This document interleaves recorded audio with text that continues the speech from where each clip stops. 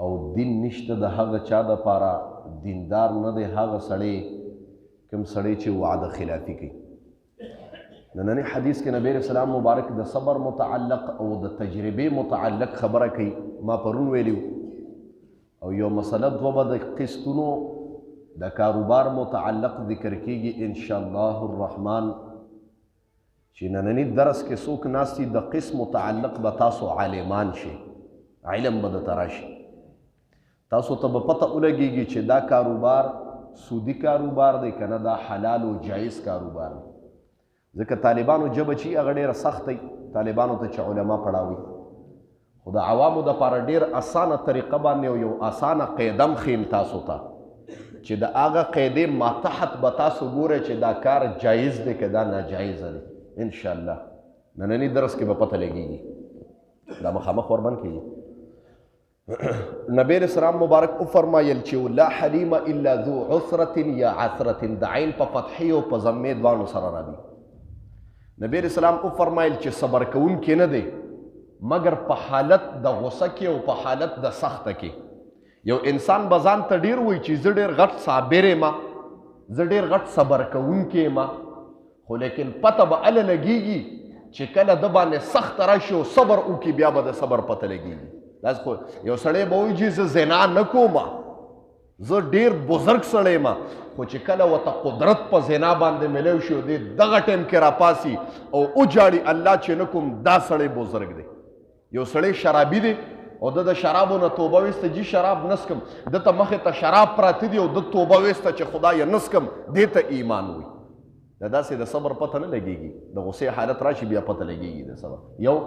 او دویم نبی علیہ السلام وفرمایل چې ولا حکیم الا ذو تجربة، یو سړی حکیم نه دی مګر چې صاحب د تجربې والی. یو انسان به ډېر لوی د حکمت ډیګرۍ وسري، د ډاکټریت ډیګري به وسري، خو لیکن چاته به انجکشن هم نشي لګولی، تجربه به یې دومره دي. یو انسان به ډېر MBBS یو ډېر به BBS یو، خو لیکن هغه غریب به چاته ډراپ هم نشي خېجولی. نو دته څوک حکیم او ډاکټر نه وي په عرف کې، تجربې والا وي. هغه یو حکیم شاګرد به ورسره ګرځېده، حکیم صاحب یو کس بیمار شه لړه جي چې ویې کتل حکیم صاحب ورته یې به تا خو کیلې خوړلې دي هغې خراب کړې، نبض یې ولې ونیو داسې حکیمان نبض نیسي، اوهو تا خو کیلې خوړلې دي، کس راووته جي علاج یې وکړه، بله پیره کې لړه چې ویې کتل بل کس یو مریض له پخوا به دا طبیبان داسې کورونو ته تله پخوا زمانه کې طبیبانو، طبیب به یې ورته وي، حکیم به یې ورته وي، اوس خو ډاکټران دي. او سنت علاج هم ګورئ د طب علاج دی ښه، طب نبوي چې څه ته وایي. نو بار راووته بل مریض له لاړه، هغه له نبض ونیو، اوهو پلي دې خوړلي دي، پلو خراب کړی که نه. یاره دا دغې ډېر متاثره شه شاګرد ډېر حضرت استاد جي تاسو ته جي څنګه نبض نه پته لګېږي؟ هغه ورته یې ونیه دا به په تجربه باندې معلومې، تجربه به لري، زما پکې تجربه وشوه ډېره زما. استاد جي څنګه؟ وایي هغه ړومبي ترې څنګه پته ولګېږي چې وایي د کټ لاس دې نه ونه کتل چې کیلې پوستکي پراته خو پته ولګېږي چې کیلې خوړلې دي که نه. ها استاد جي دا بل دی څنګه د پلي خوړلي کټ لاس دې بس استاد جي زما ستا ختمه شوه جي. ولې شاګرده بس استاد جي زه خو حکیم صاحب شم، ما ته اندازه ولګېده ستا خپله لاره ده، ما ګوره مه کوه شاګرده، ګوره تباه و برباد به شي، څوک به دې ودروي نه جي نه بس زما ستا ما ته تجربه وشوه. هغه ته یې ګوره نه ده راغلې تجربه، لا نابالغه یې په دې فن کې، هغه یې نه جي پوهې به کس جدا شه د استاد نه جدا شي جي چې دا بیټی م چې جدا شي نو بیا دا مسله کېږي. اوس خبرې ته غوږ کوي، هغه د بیټی م هغه یو کس و ډېر مالداره سړی، واقع نیمه کې پاتې کېږي، خو مولوي صاحب له کس راوستو، بس ماله دا زوی په 2 ورځو کې عالم پکار دی. هغه ته یې ګوره دا علم دونه آسان کار نه دی، موږ په 8 کالو کې نه جي ماله په 2 ورځو کې به دا سړی څومره مال چې لږي بس والا. هغه وایي ښه د مال خو د آبادي مولیان هم یې الله دې معافي کړي، لکه د ما په شان په ایمان کمزوري مال ته راټینګي نه، بیا په 500 باندې مړ هم بخي. وایي مال یې واغېسته جي، بس په هغه ورځ کې ورته د امامتۍ طریقه وښوله، مخکې که بس یو څو صورتونه یې ورته یو 2 یاد کړي، دا وایه په هر مانځه کې. او که څوک جي د مسلې تپوس چې وکړي څه به کومه طریقه هم درته ښیمه، ته به ټول عمر په منبر به کښېنې نو یو مسله به وکړې چې الله ډېر لوی دی، نو خلکو ته به ووایې څه پوه شوې که نه، نو چې هغوی درته وایي او پوه شو، نو ته به راکوشې چې پوه یې نو بیا زه څه کوم. استاد په بله جمعه به څه کومه وي په بله جمعه به ورخېږي بیا به دغه مسلو کې چې الله ډېر پوه دی نو بیا به خلکو ته ګوري هم دا خلک ډېر کلاړیان دي طریقې ورته جي وښودله استاد چې څوک د مسلې تپوس وکړي بیا به څوک وایي چې د څه مسلې تپوس ته نه کوي اوهو دا خو ډېره غټه مسله ده په دې کې د امامانو ډېر اختلاف دی دې کې ګوتې مه وښئ اختلافي مسله ده به دا خبره هر چاته کوه لاړې جي پټ کې وته وکس په دوه ورځو کې عالم شي چې په دوه ورځو کې عالم شي امامتۍ طریقې زده کړه په ړومبۍ جمعه باندې کېناسته جي مسله وکړه الله ډېر لوی دی ډېر لوی ذات دی د الله دا یو څو خبرې وکړې منځ کې ورته پوه شوې هغوی ته او جي پوه شو جي مقتدیانو ته سره وي ښه و چې تاسو دونه پوه یې نو ما ته څه ضرورت دی راکوشي د جمعې لمونځ یې ورته وکړه بلې جمعې له بیا وخته طریقه خو ورته استاد ښولې وه الله ډېر لوی دی د الله ډېر لوی لوی حکمتونه یې څه پوه شوې که نه ټولو ورته وویې ټول پوه شوي چې که پوه شو وایي نو بیا خو استاد د منبر نه راکودېږي استاد یې نه وي پوه شوی ښه چې وی ټولو نه بس تاسو خدای نه یې پوه کړي زه هم د کوم دی نه پوهېدلی شم بیا ورته د جمعې لمونځ وکړي په درېیم ځل بیا مقتدیان ورته مقتدیان هم ډېر کلاړیان وو چې راشه داسې کار وکړه چې نیم پوه که او نیم وایي چې او نیم وایي نه بیا وخته په منبر باندې استاد یې مسله شروع کړه د دوه ورځو عالم خو یې داسې بیا ورته یې پوه شوې که نه نیم ورته وي چې پوه شو نیم ورته وی نه وایي دا کوم چې پوه دي دا ناپوه پوه کې ما ته څه ضرورت دی بیا ورته د جمعې لمونځ وکړو په دا مسله باندې ستم روان و خلکو یې دا څه په قهر اورېدلي جي دا چې په داسې امام باندې وړی خلکو ورته دا وکړي چې د مسلو تپوسونه ترې وکړي چې دله څه ورځیم که نه یو به راته استاد جي اودس په څنګه کوو سنت طریقه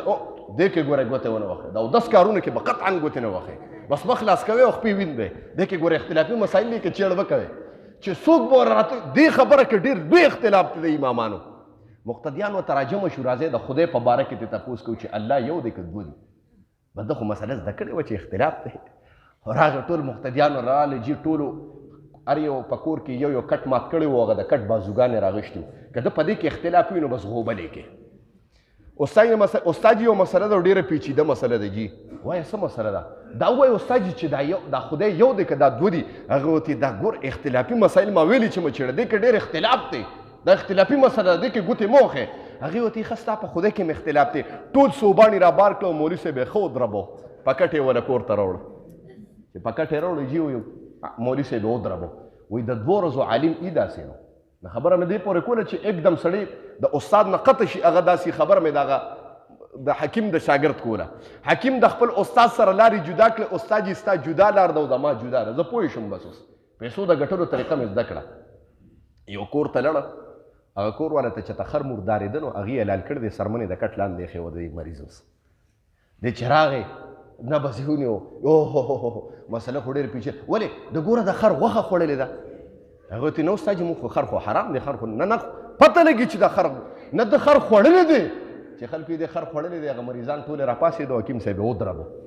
هغه چې لاس او خپې ماتې استاد جي زه خو ډېر وشرمېدم جي زما خو ډېره بې حرمتي او بې عزتي وشوه ما خو درته وویې پلاره که نه چې تجربه دې نه که نه او په نیمه کې وتښتې نو وال به خورې نبي علیه السلام وفرمیل چې ولا حکیم الا ذو تجربة یو انسان سره تجربه نه نو دا حکیم او ډاکټر نه دی تجربه یو انسان به ډېر لوی MBBS خو پریکټیکل به نه یو انسان به ډیګرۍ نه کړي لیکن پریکټیکل به ډېري نو په عرف کې دغه سړی ګوره ډېر مشهوري نو خبره مې دې پورې کوله نبي علیه السلام مبارک وفرمیل چې تجربه حاصله کړي دنیا کې او تجربه کوم دی حاصلېږي دا به د علماو طلباو تبلیغیانو په مجلس کې حاصلېږي داسې خو نه حاصلېږي که نه یو انسان دی داسې روزه نه ده لګوري وقت یې نه لګوري او एकदम ورته اعلان ورکړي چې اعلان وکړي دا غریب بیا ټولې خپې رپېږي غلی اعلان چې ته ورکړي ده خو مخکې تجربه نه ده کړې که نه ته اول ټرین کا دې ټرین کوي نو بیا اعلان ته ودرې بیا وله بیان ورکړي بیا وایي شپږ نمبرې ووایي دغسې طریقه ده نو نبي علیه السلام وفرمیل چې ولا حکیمه الا ذو تجربة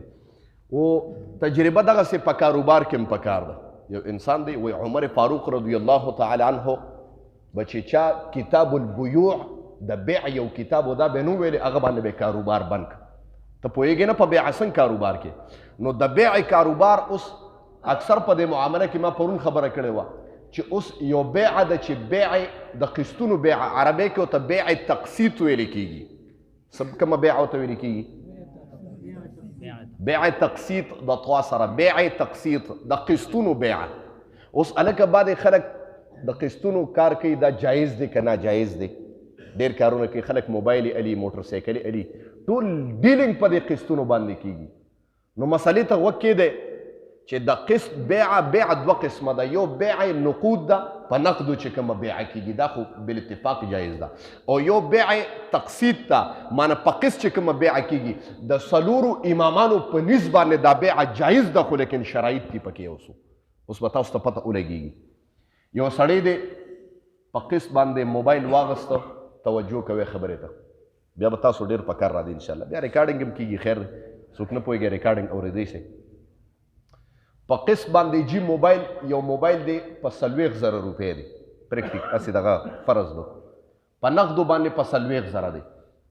یو انسان دی وایي په نقدو په 40 ورکوم چې ټیم پکې الې او په قسطونو راکې نو په 50 به درکوم نو جایز دی بالکل جایز دی د هغه مال دی که په ته په هر څو باندې خرڅوي که په نقدو یې په 50 خرڅولی شي ته تپوس نشي کولی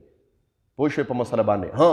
د قسطونو دپاره بیا شرایط دي لومبی شرط وله دا دی چې دې کوم قسم مقرر کړي یو قیمت مقرر کړي چې دا 50,000 روپۍ دي په دې به په قسطونو میلاویږي او په نقدو به په 40 میلاویږي لومبی ده به نقدیت معلوم کړي چې په څو به کېږي دویم د قسطونو وخت به مقرر کړي چې په څونه وخت کې به درکومه 10 میاشتو کې به درکومه په یو کال کې به درکوم وخت په مقرر کړي او دریمه خبره چې مثال په طور اوس دې خبرې ته توجه کوي ډېره یو انسان د موبایل یې واغسته په 50,000 په قسطونو باندې اوس د سره یو هفته کې پیسې ډېرې وشوې مانه ټولې پیسې ورسره وشوې دی ویل چې دا ټولې پیسې چې کوم دی په یو ځای ورکومه خو ما ته به پکې پیسې پرېږدي نه پرېښودل پکې نشته ته په هغه باندې دا ظلم نشي کولی چې جی ما دا موبایل چې کوم دی نو اغوستی دی په قسطونو باندې په 50,000 خو اوس ما سره ټولې پیسې هفته په اوسه شوې درکوم اوس د مالک خوښه ده که تا ته پیسې پرېږدي صحیح ده کنې ته پې ظلم نشي کولی چې په زور راکړه او که په جبر دې ترې واغستې او د هغه پیړو نو بیا حرام په سود کې راځي یو خبره دویم که قسط په انسان باندې شارټ شو او کوم مالک دی هغه ورته دا میاشت به د قسط نه راکړې 2,000 روپۍ قسط اوس په 2,500 روپۍ د دغه میاشت راکړي دا ناجایز حرام کوم چې مقرر دغه دی هغه باندې په مسله باندې پوهېږئ که نه